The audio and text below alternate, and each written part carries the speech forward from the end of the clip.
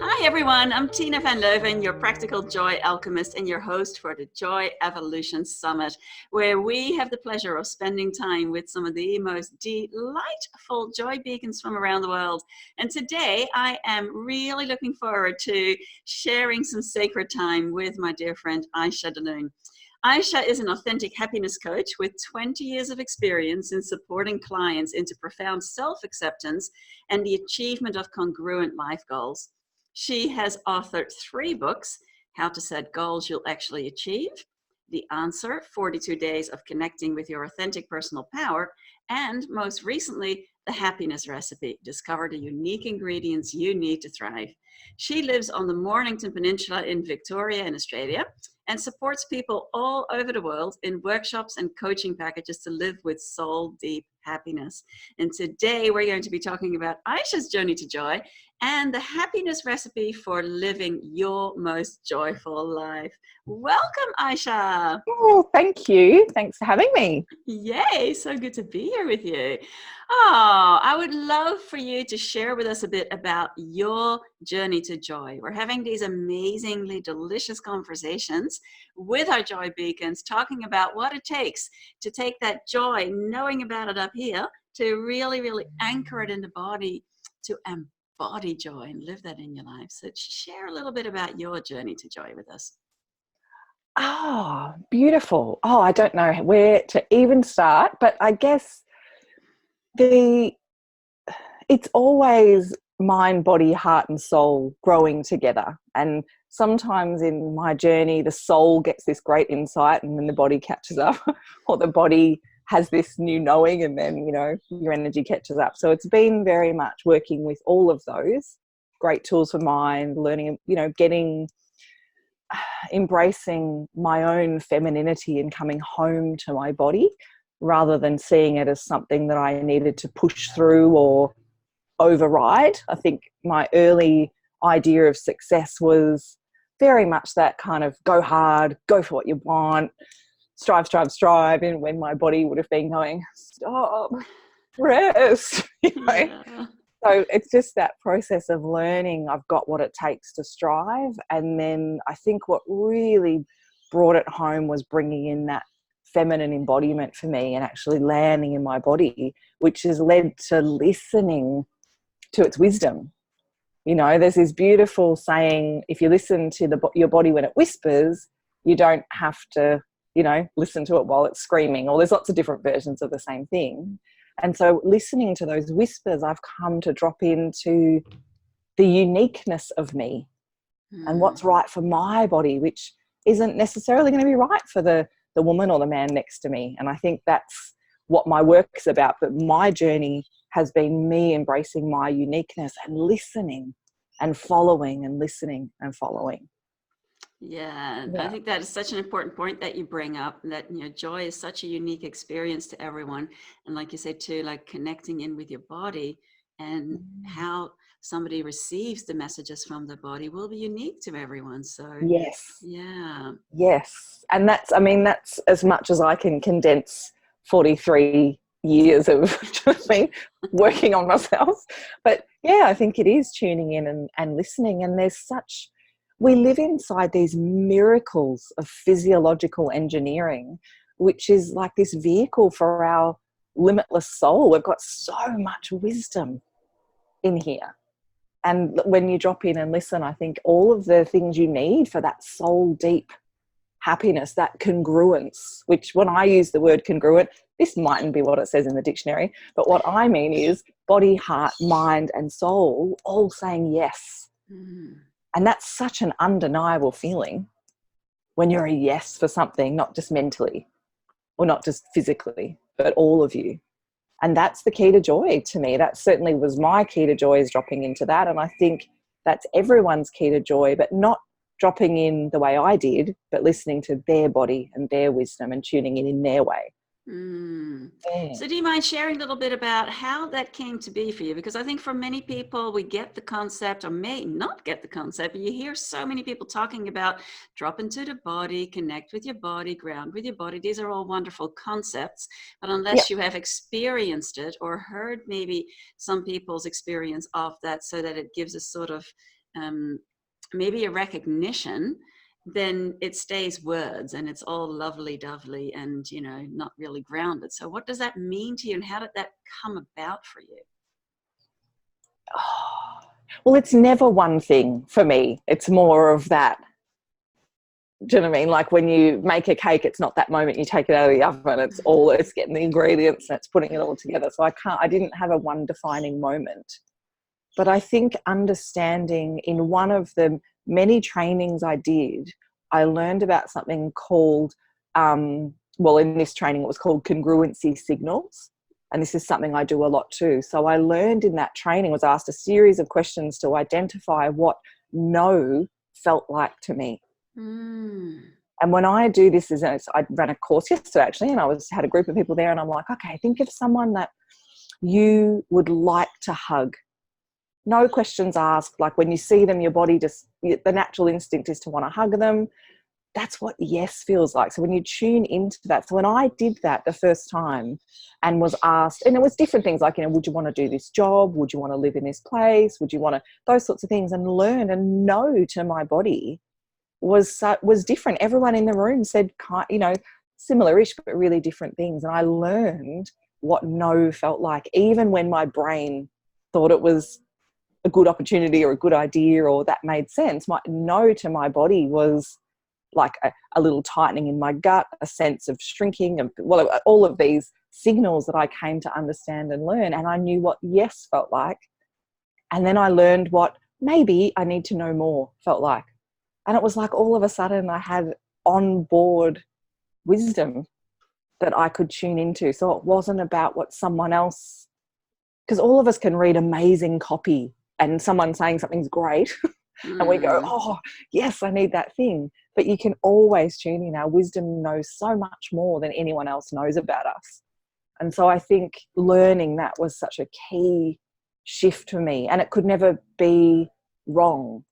It wasn't like, you know, 4 times 4, I just had to be 16. It could be whatever it was for me. Yeah. So that was huge for me, actually, learning that. I love and then that. learning to follow it, you know, like that was a whole not override it. That was, you know, that was the icing on the cake that needed many layers, but just learning. And that's something, that's a beautiful. I love that, because that's something we're all about practical joy here. So it's about having ways that you can apply these things in your life. So for our audience here, you know, that may be something for you to experiment with, to feel into. I love how you say it. We all know what it feels like when you want to hug somebody. Your body opens, you feel light. Yes. Yeah. And so if people are going to practice, try a few different things. And the person you want to hug, don't make it someone who you want to kind of rip their clothes off, because that uses the signal. It's a different kind of yes. You know, think about a job that you might want to do. You know, like, would you like to sort of work on complex equations in an office all day? Some people would be like, yes, complex, what a challenge, great. And someone else would be like, no way, I want to be outside using my hands. So think about it in a few different contexts and track what's similar. Your no will be undeniable, but and your yes. And so I say a lot, you know, consent isn't just about sex. We talk about consent, and it's great that we're talking about that. But imagine if we were consensual, if we were congruent with our whole life, with our whole relationship, not just in the bedroom, with our work, with how we choose our free time, and, you know, all of that. So to me, it's about getting that when you're a yes for how you're spending the bulk of your life. Well, that's joy. That's practical, embodied joy. Yeah. Love that. Yes, Juicy Lucy. Juicy Lucy. Lucy does all the cool stuff. She's in the sky with diamonds. Juicy. Yep. Oh, fun. So on your journey, I'm sure you've had plenty of experiences of things that zap your joy. So what are some of the things that really, really, really drain you, that zap the joy out of you? I think the biggest Zoe. That's Zoe Jepper? all together, just one word. The biggest Zoes in my life have been when I've committed a large resources, so it might be a big bulk of time or money or energy or effort, into something that I was a no to really, before I learned about yes and no, or after, might have been. Yeah. And I did it because of that age old, if I do this, then I'll be here. So it's like, it might be, you know, if I do this extra qualification, well, then I'll be abundant and more attractive to clients or whatever like that. And some of those investments were big. And because I wasn't doing it as like, I invest in training and things like that now as a yes, because I love learning and growing. Like a big tree in spring still grows more. But when I have invested time and money and energy, particularly when my children were young, and I would be getting them looked after by someone else, and I'd be doing all of it for this result that felt kind of 2 degrees of separation away, it was really hard. And then when I'd finish it and I wouldn't get that result, it would be like, oh, devastation. So I think they've been the biggest Zoe, oh my goodness. I can speak. I'm a speaker. Come on. They've zapped the most joy, I think. Yeah. So saying yes to something that really you may have felt a no to if you had listened at the time. Yes. Me, I made the decision from a place of, I'm not actually good enough or valuable enough right now. Yeah. And so any decision you make to try and remedy that externally, it's pretty much, in my experience, isn't the way to go. Yeah. So true. Yes. So on the flip side, what sparks your joy? Well, this jasmine is doing a pretty amazing job. It's like, oh, so yummy. Jasmine is one of my favorite smells ever, and I'm blessed to have it out here in my backyard. What sparks my joy? So being present in this amazing vehicle is pretty amazing. I can feel, earlier in the week I was making dinner. I had my 11-year-old, we had music on, I was having a dance while I was chopping up the carrots, and it was like, oh, so many things can be pleasurable when you're just in it. Like, we're such sensual beings. So being present in my body, doing almost anything, is really joyous. I live near the beach, like you do a lot of the time. So I love being near the water. I think especially, well, I love it in winter when it's like crisp and it gets quite cold where I live. So it's like, oh, nature reminding you of her power. And obviously summer and swimming in any water pretty much makes me happy, except when I lived at the top of Australia and there was a lot of crocodiles and made swimming a little bit scary, but there's none of that down here. I still did it, but it was like, yeah, so anything to do with water. I've got I'm looking at it now, a saltwater spa, which is like big enough, like it's 3.5 meters long, so I can spread out in it, and just 38 degrees of hot bliss. So yes, warm water, reading a good book, you know, or walking around in nature, lots of things. Running courses. I ran a course yesterday, and I do a lot of teaching online, but this was just a group of people in the room, and that was ace. I had so much energy. I came and did this massive spring clean at home when I got home. So lots of things. Writing, speaking, I love. Love. Yeah. Lots. Go on. How long have we got? Food. Oh, sticky date pudding with just the right vanilla ice cream. Yeah. And you know, those hugs, you know, intimacy with people you love, all of that. Yeah, beautiful. Well, it's so fun, you know, as we're having these juicy conversations and hearing everybody share what zaps their joy and what sparks their joy. There are common threads, but there are also a lot of differences. And the fun thing with that is that when you hear somebody else share something, it may spark something in you or open you up to explore something different, you know. So it's going to be really fun to hear that. So thank you for sharing that, Iesha. Cool. Well, that said, rearranging my furniture. There's something about rearranging. I don't know how many different arrangements we've had in 9 years here. That freshness, you know, because I've just done it yesterday, where you get in the corners and it's like, oh, this energy at home. So many things. Anyway, that just popped in. Yeah. Rearranging the environment, inner environment at and home. Just cleaning the corners. So not just going around the edges with things. I think that frees up It's probably feng shui in there. That's not something I've studied, but I love that feeling. Yeah, beautiful. Mm. Yeah. And so looking back at your life, with all that you know now, was there a particularly challenging time where you wish that you would have known or experienced more joy? Yes. And here's where we just kind of sit and hope my children don't watch the interview. I don't think they're tuned in. They're too young. But I think when I had my first child, which was 16 years ago, in a relationship that really did wonderful things to teach me about how I needed self-esteem. So it was a challenging situation, and I tried so hard.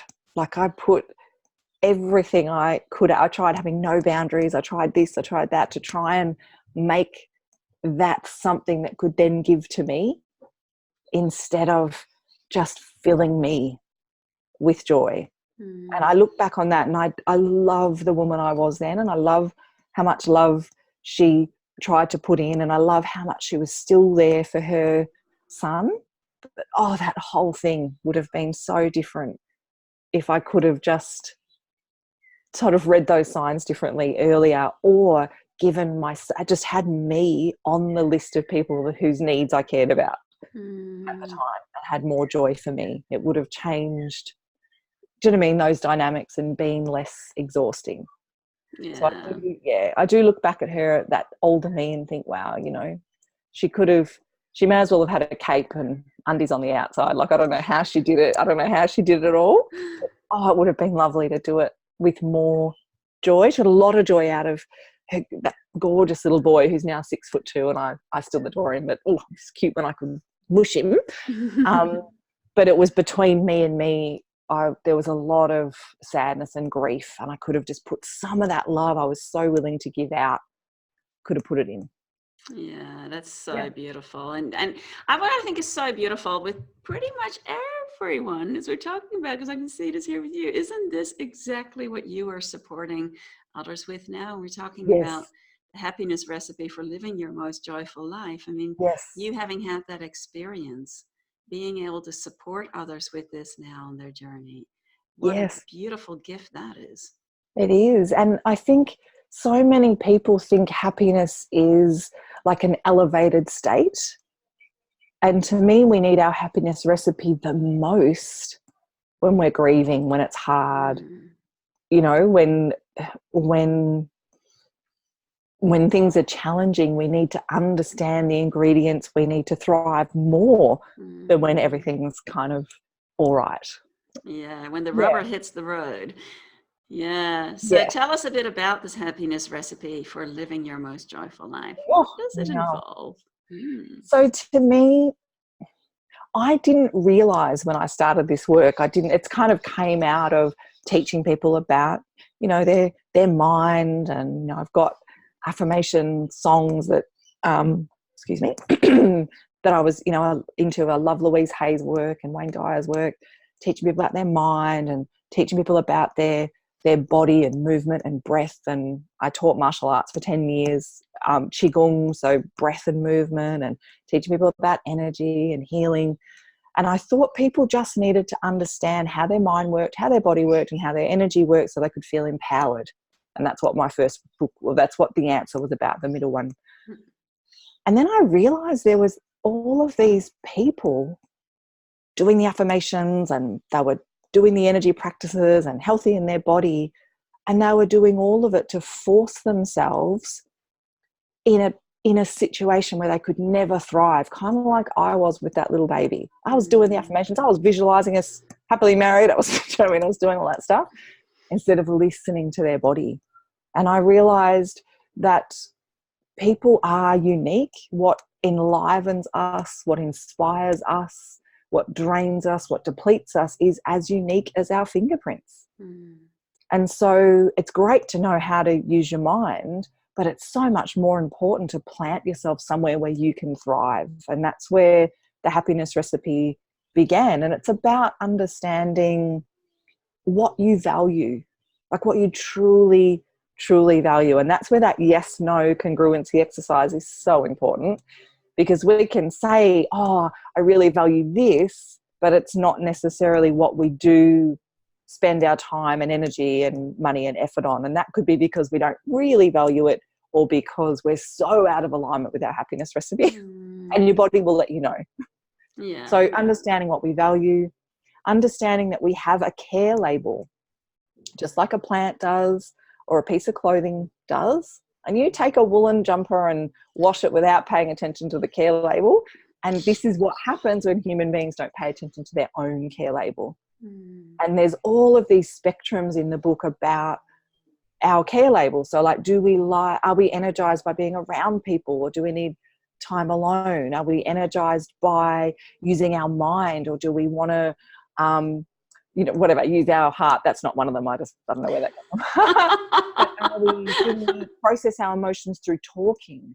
Do we process our emotions internally? Do you know what I mean? So there's, 30 of them in the book, just looking at these spectrums and understanding no one's wrong, but we're all different. And so, in every case of anxiety and depression I've ever worked with in 20 years, the person was out of alignment with their own congruency, always, every time. Even if there was a family history, even if whatever else was going on, if you've got a creative person in a menial job where there's no creativity allowed, they will be showing signs of wilting.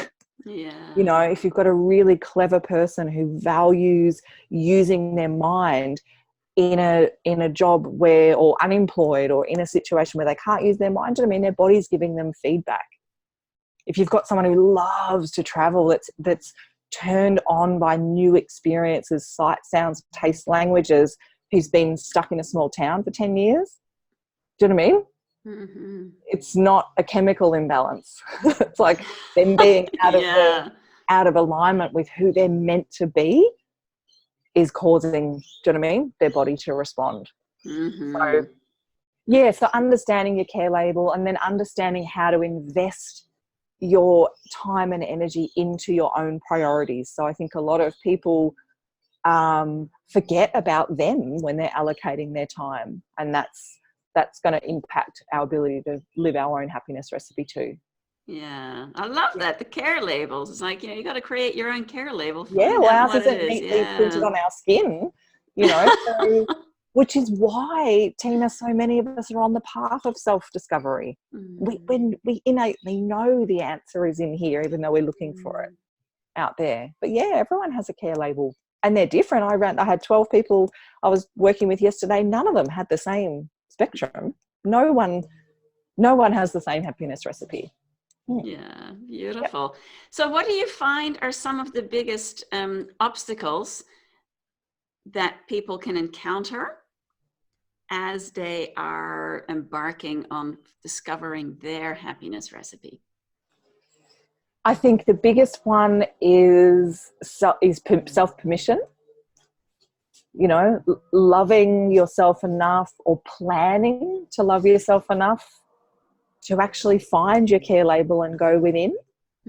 That's a really big one, that decision. I think once people decide, what, I matter and I'm worth it, and I'm going to come home to me and be happier, that's an ingredient that we can't give as therapists, but when someone gets there, that's really amazing. And I think that's a big barrier to starting.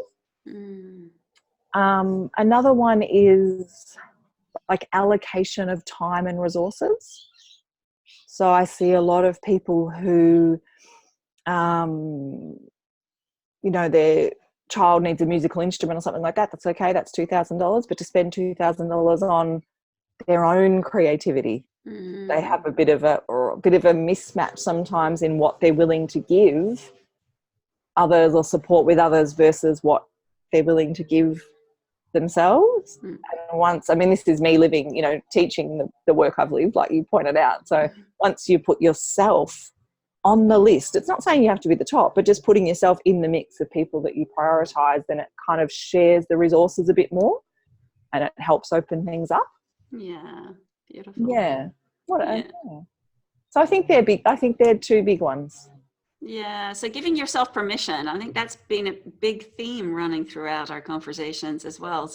We don't get taught that. So my wish really is that for everyone who is joining us here, that you may hear the same message expressed in a gazillion ways, and that made a penny drop with one of our joy beacons, and really letting yourself receive that, wow, you are worth it, you are beautiful, and you deserve to take good care of yourself so that you can give more of your brilliance in the world in a way that's sustainable, right?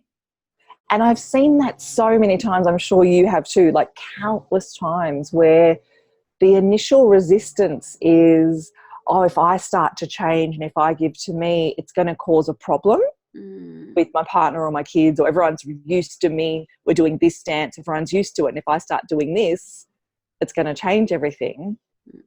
And it does change everything for the better. Like everyone benefits when I invest in me, or when you invest in you. And I've seen that over and over and over in my clients, where they think, oh, my partner will never change, and then they change, and all of a sudden it's better when they honor themselves. Everyone gets a better quality relationship, and there's more energy. So it's hard to imagine until you do it, but that's how it works. Yeah, so true. Wow, so gosh, we could talk for hours. Yes. Well, we're getting towards the end of our conversation. I want you to share a little bit about the free gift that you have created for our audience, and it's about helping people get unstuck. So tell us a little bit about that. Okay, well, I just think feeling stuck, and kind of the sister feeling, if you're there too long, can be feeling hopeless. I think they're just the worst feelings. Like they're just the total opposite to that joyful empowerment. And I think the beauty about being stuck, it's kind of like when some part of us, once we notice that we're stuck, some part of us, that wisdom is bubbling up. And that's where so many clients make the decision to invest in themselves. It's like, I'm sick of this stuck feeling. So it can often be the precursor to something fabulous, but it's not so great to be in. And so the two I work through a couple of areas in that free ebook, which is people that feel stuck in their relationships. So that's like just stuck in that, this is how it is, and just helping ask questions and open things up, just to open the mind and the heart and the body and the soul open to change. And people also get very stuck in their career, which I'm sure all of us have seen, that stuck of, well, I want to leave, but the money's here, or this is that, or do you know what I mean? That stuck. They seem to be the two places where people don't feel so free to move. So that's where we dive into those areas and just open up space by asking some really good questions. So it's like, and offering lots of hope and, just an injection of joy into that stuckness. Beautiful. Well, we will put the link below to replay. So when we invite our audience here, if you're not already a member of our private Facebook group where we are hosting the Practical Joy Experiment, then make sure you come and join us, because that's where the juicy conversations are continuing. Yes, it's fabulous in there. I'm loving it. Yes. Thanks. Yeah, and the fun part there is that, if you hear Iesha share something here today and go, oh my gosh, that really sparked something in me, I want to bring that into my life, then let's hear about it and let's cheer you on and share that in our group, so that you can get an experience of not just receiving all this delicious inspiration, but actually doing something with it. Apply it in your life so that you can start to actually measure, experience for yourself the shifts as you embody joy. That's our invitation for you. And if you're enjoying these conversations, then make sure you invite your friends to come and join us as well. Joy Evolution Summit is really all about aligning ourselves with an amazing community of others who are choosing to not only access those higher joy frequencies, but anchor them in the body. Because if it's just inspiration, that's great. If it's not anchored in the body, like Iesha said as well, then it's just not grounded, and it doesn't, it's nice, but it's not useful really.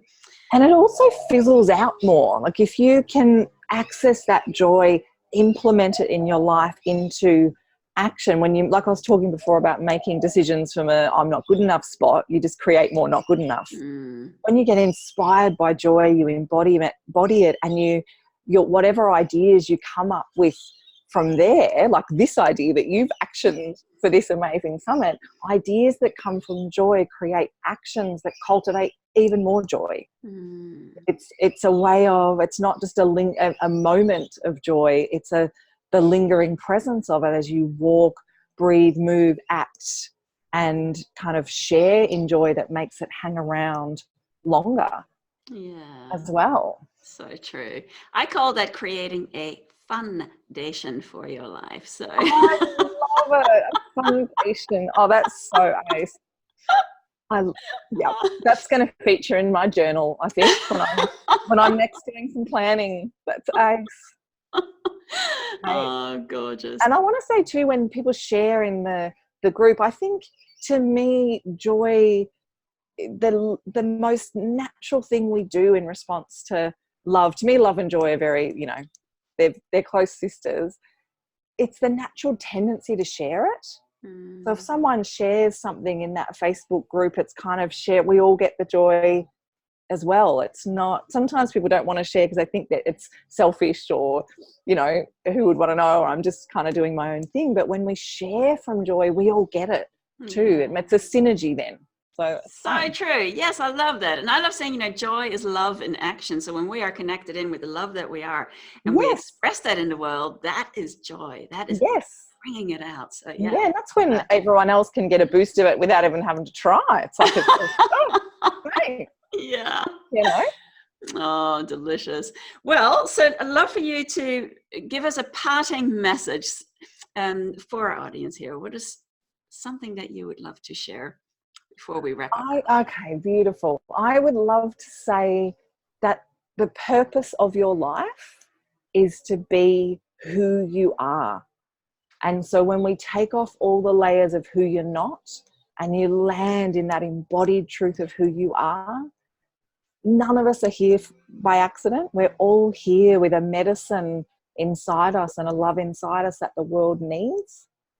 I want you to think of the soul soup of oneness that we all are part of is like this amazing orchestra, and we need all of the instruments. It's like this amazing puzzle, and we can't all just be the top left-hand corner. We're all our own individual spark and piece of the puzzle, and we need you being you to make that picture whole and complete. So you're not broken, you don't need fixing, you are whole and complete. And if you tune in, even if it's using what I've shared in terms of knowing your yes, tune into all the other amazing guests, take the parts that you want. It's a smorgasbord, the Joy Summit. I want some of that and some of that and some of that. Choose it all and just give yourself more permission to be you. Any lack of confidence is when you're trying to be someone else. You can't lack confidence in being you because you're the only one that can be you and rock that space. So we need you being you. That's your purpose. Following your joy isn't a lofty concept. It's something that will actually give you healthy vitality, and walking your life through that, even tentatively in the beginning, will actually just build more joy, more abundance, more synergy, and it's just going to feel wonderful. So tune in and be you. Beautiful. That is a wonderful message to wrap up our call with. And I invite thanks, Iesha. I invite our audience to come share on our Facebook with what resonated with you, what sparked your joy from this juicy conversation. Please. Invite your friends to come and join us. And until we meet again, many joyful blessings, and go forth and let joy be your guide to a life that is worth waking up for every day. Lots of love to you. Thank you, Iesha. So glad you're here.